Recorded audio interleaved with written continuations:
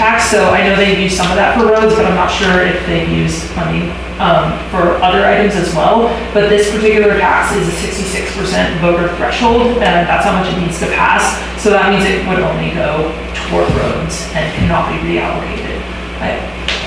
Just for clarification. Yeah, but I mean, I've heard that song and dance before, you know, when they want to increase taxes. You know, same thing with gas taxes, you know. Hey, you want good roads, you're gonna have to pay for it. We already paid for it, you know, with past taxes. So anyway, that's my opinion. We don't need more taxes. Thank you, Annie. Yeah. Okay, well, thank you very much. Yeah, I appreciate the feedback, and if we do decide we'll decide to continue this measure, I mean, we'll be back just to share and get some more feedback from you guys. I do have one other question.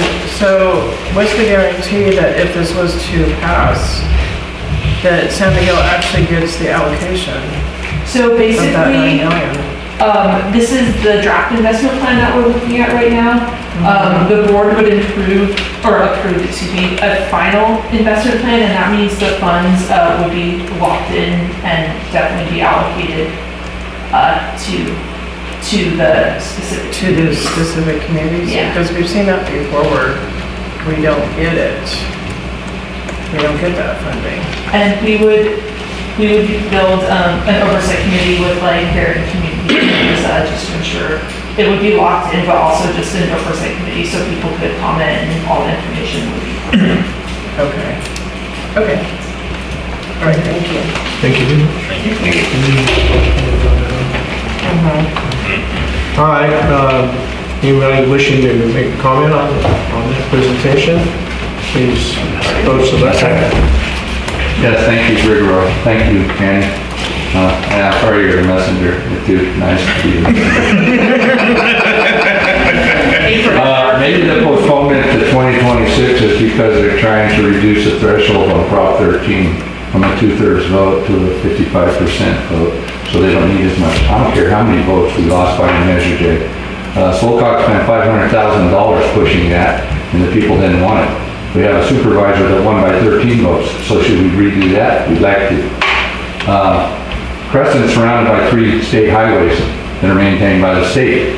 So I don't know how you fix a corner where there's a highway because they're in charge of it. Like one of the directors said, Mr. Berkeley there, county downgraded roads. That was the first thing they did. And then they come out and they want to have special tax. Back in 2016, they wanted us to be a self-help community so that we would pay for all of our own stuff. Well, then why are we sending any money to the state? We pay $2 more a gallon for fuel than any other place. They say the average in the morning is $3.30. What do we pay? $5 something? I mean, it's ridiculous. And what's this no sunset? We were promised, just as a comparison to the planning ordinance, that it would be 2-year timeout, never be permanent, and it'll sunset, and then 2 years later it was made permanent, and now here we are going on 11 years later, and none of these things sunset because it's, which I love that thing, OPM, other people's money, because once you get on other people's money, you don't have enough, they never run it. And transportation also includes hiking and biking places. That's not transportation to me. Is there any horse trails? Because I got horses. And I'm tired of the people that want to use the roads that pay nothing for the roads. So if you want a special tax, start taxing the bicyclists. Amen. And that's Yeah. And the EVs. We're saving on electricity, but the one biggest charging place on I-5 at Harris Ranch, their charging station runs on diesel generators. You can't make this stuff up. It just doesn't make any sense. I don't need any more taxes either. Prop 13 raises my property taxes 2% a year, just like everybody else. They need to live within that 2% a year. And they're the ones that let the roads go down and didn't keep them on a regular maintenance thing, and that's why it costs more to fix them. It's not because but we didn't do it, they allocated the money for other things. We're always talking about cleaning up other things. I heard that one of our groups doesn't want kids riding motorcycles in the wash. I think it's because they keep the homeless awake.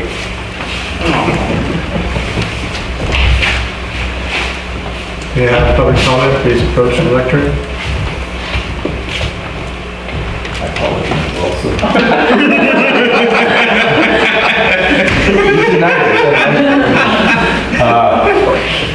I worked for Caltrans for 23 years. Every year, this is just in San Luis Obispo, every year my boss would come to me and say, we got leftover money, you gotta spend it. I don't need any. Buy a generator, I have 2. Buy weed eaters, we don't use them, buy some. We, just in San Luis Obispo, we would probably burn $400,000 a year in budgeted money, because if we didn't spend it, we wouldn't get it next year. So I don't trust Caltrans to do anything. The last time our road got paved, we had a perfectly good street down Mission. I don't know how many teeth came loose out of your mouth when you drove up here tonight, but it's all washboard after the county came in and put the last chip seal on it. They ruined the road. Cal Fire. How many leftovers do they have after a campaign fire that they just give away? Cases of batteries. You get as many bag lunches a day, as many cases of water as you want. People are taking this stuff home. Literally, right in front of their face. They don't care. They have a trailer, you walk up to the trailer, what do you want? And they load you up. And we pay enough tax. And it's all wasted, and there's no way to stop it. I don't even like the way these people spend my money, okay? So, this definitely doesn't fly. Thank you.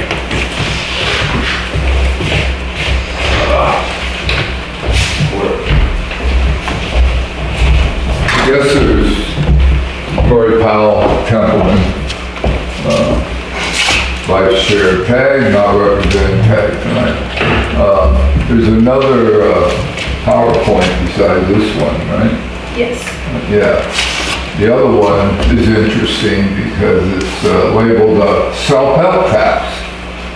So we're going to help ourselves by increasing our taxes in the hopes that someday the state of California might give us some money back to help us repair our roads. And I've been told that, how does that actually work? There's no guarantee you're going to get a cent back.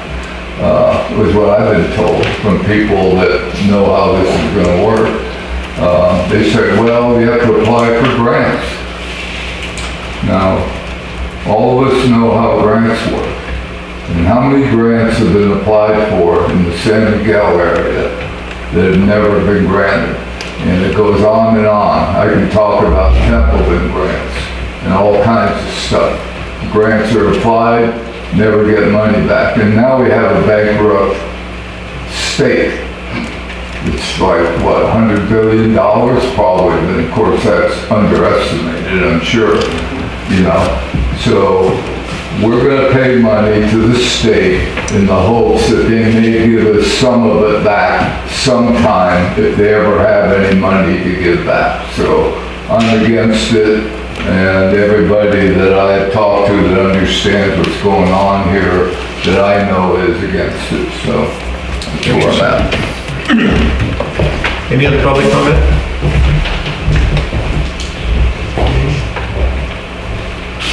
We'll move on to non-district reports, San Luis Obispo County organizations. Thank you, Annie. Anybody have a report from organization? The sheriff? Sheriff? Yeah. Come on up. I'm trying to lighten the mood back. Talk about crime. That's how we get into it. Thank you. Not focus on you at all, I feel bad for you, so, You got the first aid kit? right, yeah, that's right. Sergeant Sherwood, with Sheriff's Office at the North Station. So I have statistics, which are gonna be a lot of fun. So it's basically the time period between March and April 2023 compared to March and April this year. So for San Miguel, total calls current year is 173, which is one less than last year, 172. No real change. Reports in the same time period are up. So we have 37 crime reports in San Miguel area. And only 13 last year, so like a 185% increase. I don't necessarily know why that the increase. We had 5 reports of assault and battery, 2 domestic violence incidents, 17 different calls, disturbing the peace, 2 reports were taken, and would be intoxicated subject and incident vandalism. We have 3 instances of burglary, 2 occur residential, 1 from a vehicle, 2 instances of vandalism, mailbox and vehicle.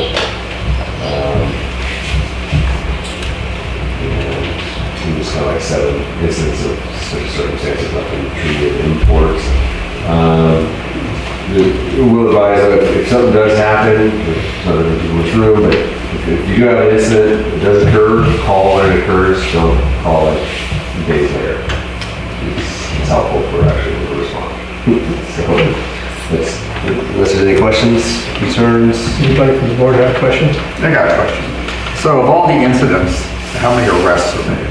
Just out of curiosity. Let's see here.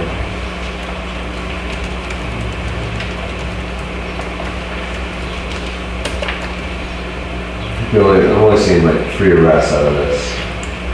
Okay. And then when someone's arrested, how long before they're back on the street? It's a loaded question. It depends. It depends on the nature of the crime. So if it's a violent felony, then potentially everybody has a right to bail. So then there'll be, their bail will be assessed. Typically the highest bail for most things, so you can say a typical bail for a violent felony is $50,000. So then they'll stay in for the 3 days, they'll be arraigned within 3 days, 72 hours. They'll go to arraignment, they'll have an opportunity to have a bail hearing. Either their bail could be potentially reduced and or it also could be increased. They could also be released on their own recognizance based on their criminal history and how they petition the judge.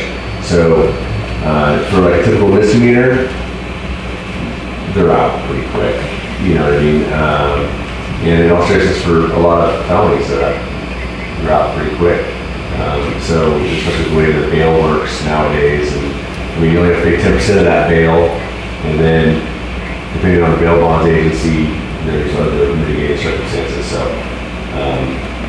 that answers your question. Yeah, just one more question. Of all the people you arrest, how many are repeat offenders? Or what percentage would you say? I don't want to lock myself into that. But I would say Majority? The majority. Okay. The majority are repeat. Anything about taxes? Want to go back to taxes? Let's talk about taxes now. Any other questions, concerns? Anybody else on the board? Good. All right. Thank you.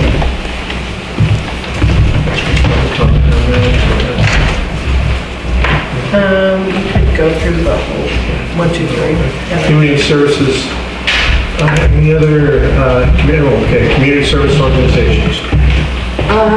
Not taxes or crime, but the library is having the Dia de Nameless on Saturday. It'll be our first big event that we're having.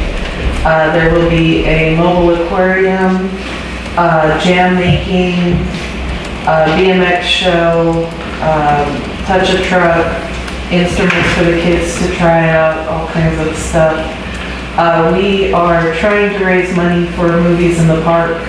Last year, we were under a COVID permit, which gave it to us for free, but now we have to pay $400 a movie to license, a license per movie to show. So we're trying to raise $2,000 so that we could have 5 movie nights over the summer. and we'll be raffling off items to fundraise for that, or even if people just want to give money, we'll appreciate that too. But it's Saturday from 11 to 4. All the kids are welcome, as well as, of course, adults. Thank you.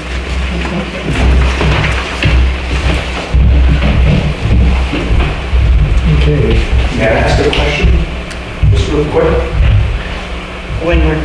And we're done, we're done with this section. Just You keep get it a for a comment. second. Okay, go ahead.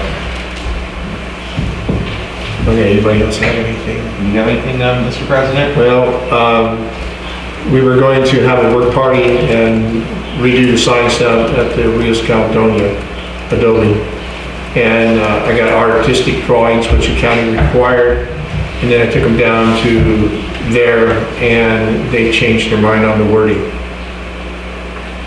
So when I went back to the county, they said I had to redesign all over again and resubmit it. And now it's different than what I told them to begin with when I proposed this whole thing. So now they want to think about it, whether they want to reword it down there or not. So that kind of held us up. I'm hoping that by June, if I keep bugging them now, then I can get something going.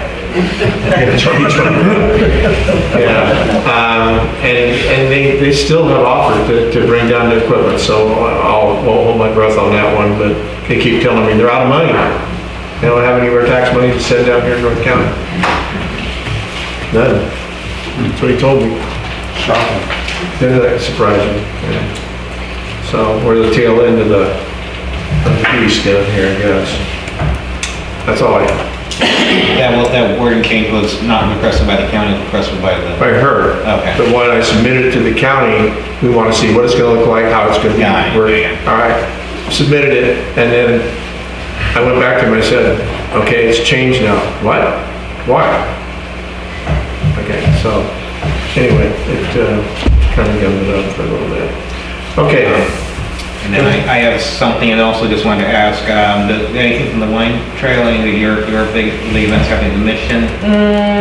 Yeah, the Mission one was postponed. There is for the Pleasant Valley Wine Trail, we're doing a twilight tasting, and that's going to be at Four Sisters Winery on May the 17th. That's a Friday. Tickets are $75, and it is 13 wineries that you can taste, plus appetizers, music, art, and then it supports the Children's Art Association in Paso Robles.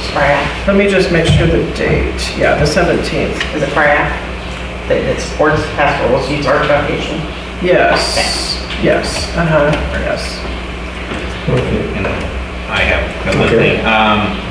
I heard the parade went well, and also thank you to everyone who showed up and supported the Lions Club's barbecue. It's gone quick. It's always gone quick. Hopefully, there's people asking for it to be done in, July, so, hopefully get there early. But thank you again for the continued support from the community to the Lions Club. Okay. Anybody here from Camp Roberts? Seeing none. On to item 8. Public, I'm sorry. Yeah. Public comment. Oh, I just wanted to ask, did I hear you say that you have to pay $400 licensing fee to show a movie for free? You're not charging people to see it? No. And who do you pay that $400 to?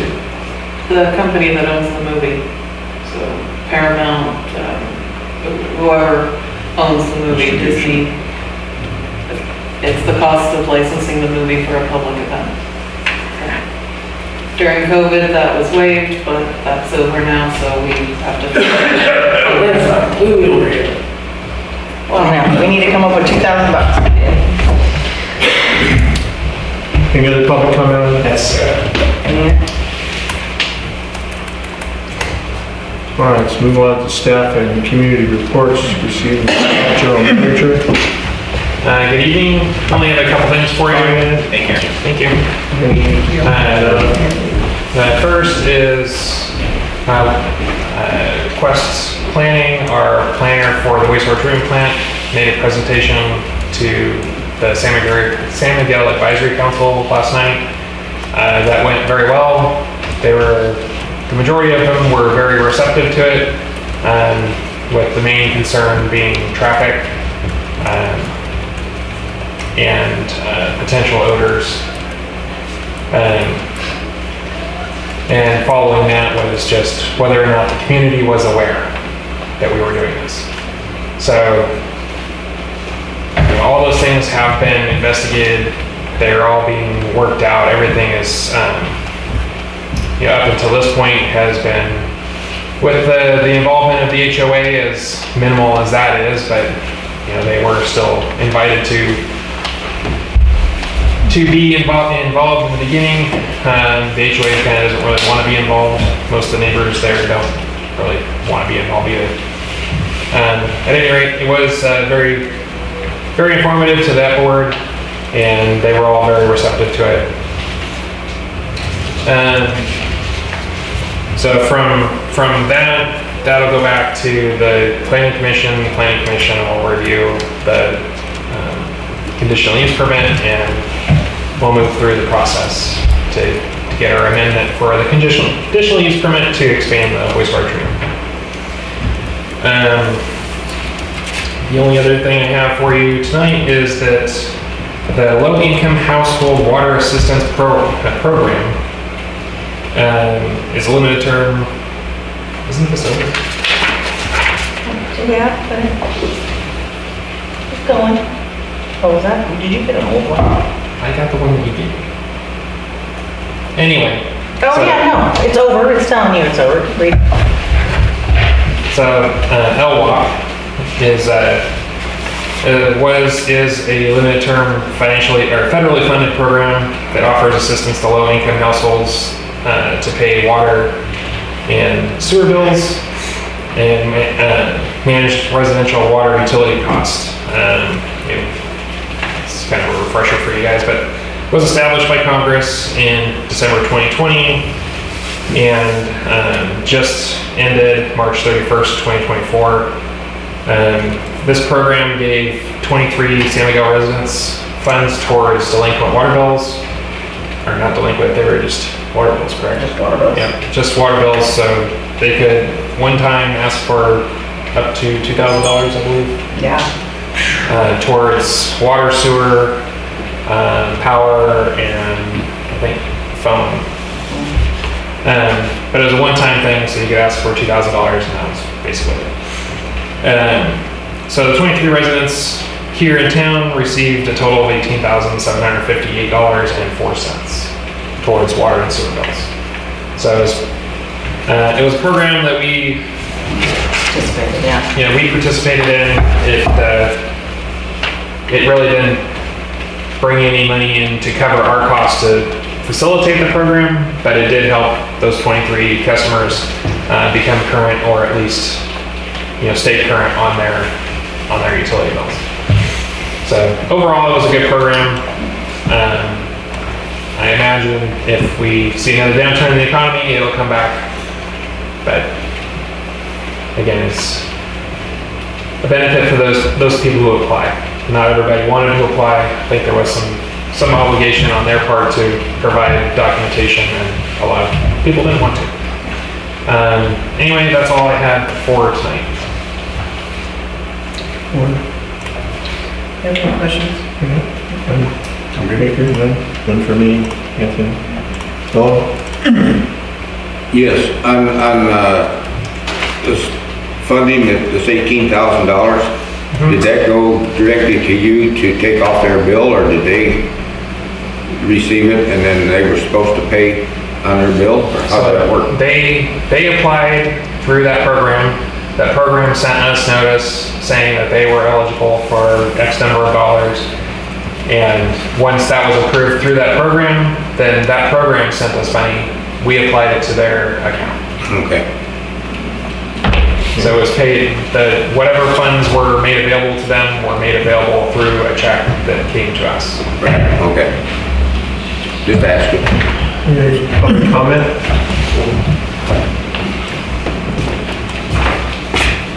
Yes, thank you. Very well. I want to speak to the general manager's comments about the sewer plant by itself. And then I'll hand this up. I read over that CEQA report, the 200 pages, and I'm looking in there, and the other day, on Saturday after the parade, I went by where the plant was, and your pond to the right where your stuff dries out, and you got waterfowl all in there. So there's no contingency for migratory birds that are coming through here and sitting on the contamination that's in those ponds. And we have a problem going on right now in this state with the migratory birds. We're in the Pacific Flyway. I worked with Ducks Unlimited for 10 years on transferring diseases from one place to another. I wouldn't want to eat a duck that came out of there. And I wouldn't want them flying over and landing on my ponds and spreading some kind of virus thing to the chickens or whatever that we have at our place, or ducks or whatever that naturally is on the ground. So I have a concern about that. I also, looking through that, nothing in there, because that report is basically every day you get outdated. But the federal government just put out things on this PFAS. So we have 15,000 what are called forever chemicals. Atascadero has 3 contaminated wells and waste going to that. And I know there's a project planned to sell water to vineyards, but that water has PFAS in it. And if you don't have a filtration system that can handle that, that's not listed in that 200 pages, then you're going to spread contaminated water all over the basin, and it's going to be transferred. So they've already got lawsuits against companies or sewage that was reclaimed and made into fertilizer and put out into farming areas, and those areas are not contaminated, and they're trying to clean those up. So it's going to get in the animals, it's going to get in the food. So these filtration systems haven't been around that long, but they're really big. This one I got, it comes from Minnesota, and they can handle any size town, from a household system to a city. And I think that's something that you need to look at if you're going to continue. And I understand that you thought that the general manager thought that this redo or this expansion was going to cost anywhere from 25 to 30 million. So I don't know where you're going to get the money for that. The other thing, I wrote for a public request. This is for you. There's 2 of them here. You can do one to somebody else for some monies, and I'll talk about it later when we get to the budget. And if anybody else wants a copy, I have. Yeah, you have to give it to Jim Hart. Extra copies, whatever you have. Yeah, it's whatever they need. They're all 10. Good. Thank you. Thank you. Any other public comment? I just had a question. And please address from up here. Certainly. Yeah, come on. I just wanted to ask, do you guys have to keep exposure records for airborne anything inside the plant? No. Okay. Just curious. Any other public comment?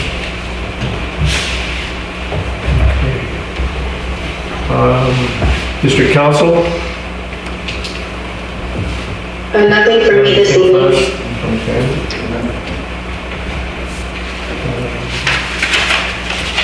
District Utilities? You guys have a report as presented in the packet, and the one bit that's not in there is that we did lose another operator to another company. So we are pursuing contract operators currently. We do have 2 new hires that are not licensed that we're working on getting licensed, but that is a lengthy process. So we'll be using contract operators on a couple day a week basis just to get project work done that can't be completed by non-certified personnel. Other than that, that's all I have. How many do you have? How many what? Employees now? Well, there's, right now in utilities, there's 2 people in water and wastewater, And then we still have 3 office staff and myself. Right, so the operations, the one that you said that had left, what credentials did they have? So the one that just left was our field operator lead. He had water and wastewater certifications. The one that left before that was the field operator who had water and wastewater certifications. Okay. So with our size utility, we need to have both. So Water and wastewater, right? they need to be dual certified. Yeah. Okay. All right. I'd like to say something. So every time we have these gentlemen leave because they're being paid, one went to pastorals and somebody went somewhere else. So because they're being paid better than they are here, correct? So every time somebody leaves, then we have to go through the process of retraining somebody over again. Wouldn't it be worth it to pay somebody more money here so that we have to retrain and keep filling these positions? To a degree, yes. However, we're not able to pay what some of these other places are paying. Even if they, okay. So if we were, and something that we'll have to look at in the future, but that's a different conversation, is, sort of in lieu of pay type benefits. So either fully funding health care or paying into a 457 or paying into some other ancillary benefit to the employees that has a cash value but isn't an hourly rate. Increasing hourly rates to try to keep up with neighboring agencies is not really, it's not sustainable for this district. So, but by paying other ancillary things, like paying all of health insurance, that means that they're not paying anything for health insurance out of their check, which is more money in their pocket, which is essentially a raise. So do you know what it costs, the dollar amount on it to retrain or to train somebody to bring them up to speed once you've replaced somebody? What does that cost, do you know? So if you're able to hire somebody that already is licensed, then that cost is fairly low. Because it's just a matter of a couple weeks, they understand the system. But we're hiring an unlicensed, right? If you hire an unlicensed person, it's probably a commitment of, well, it is a commitment of at least 18 months before they would have all the certifications they would need. But in that 18 months, you're going to put in probably $2,000 to $3,000 worth of training. And in this particular case, where we're hiring outside contractors to be the operators, now you're paying that operator too to fill in the gap. So during this 18 months, we're having to hire outside in order to take care of it? Right. Okay, what's that cost? We don't know exactly what that's going to cost, but basically it could come up to about $1,400 a week, which over a year is $72,000. Okay, so we still can't afford to pay somebody more to keep from going to other districts? Well, like I said, it's a long-term problem. It's not a short-term problem. Right. The long-term pay increases, they just keep going up.